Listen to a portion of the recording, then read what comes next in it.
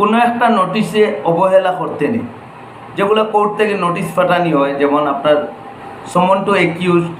সমন two witness বা notice to informant বা অন্যান্য যে কোনো নোটিশ থ্রু পুলিশ বা অন্যান্য মাধ্যমে আপনার হাতে আওয়া যেটা আপনি রিসিভ করবা, তখন এই নোটিশ রে অবহেলা করলে আপনি কোর্টের বারান্দায় বহুত দিন দৌড়াইতে লাগবে।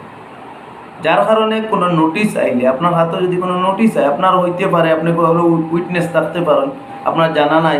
বা আপনি কোনো কেস করছেন বউ তাকে জানা নাই, যে কোনো একটা নোটিশ আইলে যে কোনো একজন অ্যাডভোকেট আইনজীবীর দ্বারা গিয়ে আপনি এটা সলিউশন বা নেক্সট কিতা করতে লাগে এগুলো আপনি জিকাইয়ে এগুলা করিয়া যাইবা। আমরা কাছে হয়েছে যে নোটিশ তার কাছে আইছে, যে নোটিশ তাই ফলো করছেন না বা এটা পাত্তা দিয়েছেন না, এক্স্যাক্টলি হওয়া যায় না, যে নোটিশটা তাই মানে অবহেলা করছেন বা মনে রয়েছে না, অ্যাডভোকেটের লোকে যোগাযোগ করতা, পরে তাই বহুত বেশি অসুবিধা করছেন।